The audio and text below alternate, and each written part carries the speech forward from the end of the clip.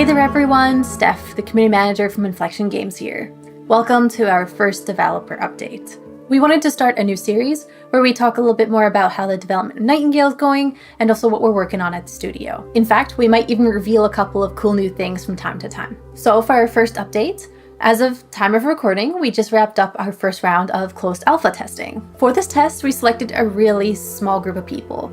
We're talking less than 100 people. These folks were invited to test out some of the early game experience, let us know how they like the survival mechanics, and also the early progression of the game. These folks encountered some of the missing features in the game, some missing UI, and of course some bugs, but they gave us some really valuable feedback about our game, including some positive stuff, but also some stuff that we need to work on.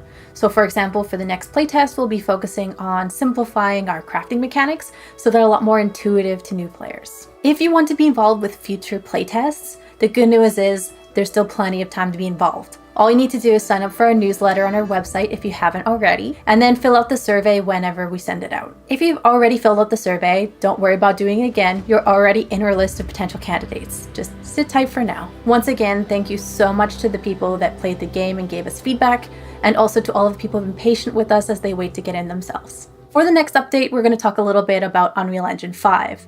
Now, if you recall, way back in the summer, when we first announced our delay, you may remember that we referenced that Unreal Engine 5 was part of the reason why we delayed. We want to talk a little bit more about why we decided to make this upgrade and what it brings to Nightingale. So for that, I'm going to hand it off to Nick and Noel from the studio. Hi everybody, I'm Nick Sadler, I'm the Technical Art Director on Nightingale. And I'm Noel I'm the Environment Director on Nightingale. So we're going to talk about Unreal 5 and how it's making Nightingale even more awesome than we hoped. So I guess we, like everybody else, saw the Unreal 5 demo drop, I guess, summer 21, and everyone got excited on the project. The whole team's been excited about this ever since it's been announced, and we're finally starting to see it pop up in the game and apply it to some of our systems. So the sooner we can get more of this stuff going, the better, and we're very excited about it. Yeah, super excited. Yeah. I'd say we've been waiting for it for a year, but we've been waiting for it for 20 years. Long time, yeah. But there are two main features that we're looking forward to taking advantage of with Nightingale, and they're called Lumen and Nanite. You can run us through Lumen? Yeah, Lumen is a global illumination feature that allows for realistic lighting and reflections that you've never really been possible before in real time. Mm-hmm. And it's something that we've been waiting for, and it's finally here, and we're really taking advantage of it with our time of day system and our realm card system, allowing to get all kinds of different fidelity and features with that. So it's really kind of opening that up. The other major feature is called Nanite, and that's a system that deals with virtualized geometry such that you don't need levels of detail in meshes anymore. You get very smooth transitions from what you see close up to what you see at distance, and it can support tens of millions of triangles. And we're currently looking for opportunities to take advantage of that too. Thanks so much, Nick and Noel. We're going to share some footage of Nightingale utilizing Lumen and Nanite in a future update. Next, we'll be answering some of your burning community questions with another member of the team. Everyone, I'm here with Leah from the studio. We're here to answer some community questions. So Leah, can you introduce yourself a little bit? Yeah, hey Stephanie. I'm Leah. I'm the Director of Production here at Inflection Games. Thank you. We're so excited to have you and answering some questions about our lovely game Nightingale. So first off, our first question. Can you talk a little bit about how character progression will work? Yeah, absolutely. So for character progression, everything is items and kind of gear based. So players will be able to craft better items and gear using resources found from around the realms.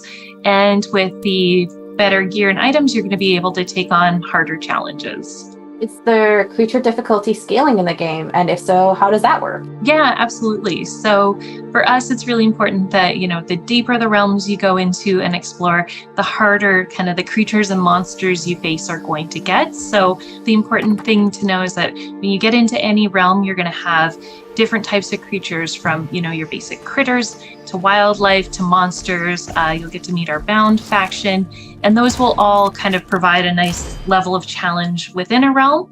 And then as you get into harder and deeper realms, the creatures will become harder as a result. The next question is, what languages will be available in Nightingale at launch? Yeah, so we'll be launching Nightingale in English, French, Italian, German, Spanish, And then we'll continue to evaluate and add additional languages post early access launch. And the last one here is, can you talk a little bit about how building's going to work in the game? Yeah, so our building system is blueprint based. You're going to go ahead and place down a whole bunch of blueprints. You know, it's a very creative thing that you can do, sort of build out the estate exactly how you want and the location you want with all the different parts. We have a variety of different tile sets where, you know, excited to show you as we get closer to early access launch, but I think you'll definitely be able to build out, you know, your best Victorian estate, that's for sure. And then, you know, we have different kind of more functional structures, you know, defense related structures. We have a variety of crafting benches. So there's a lot to kind of plan out when it comes to our building system. I cannot wait to see what our players build. Oh yeah, it's great. All right, so that's everything. Thank you so much for joining me, Leah, and answering these questions for us all. Yeah, thanks so much for your time. And that's it for now.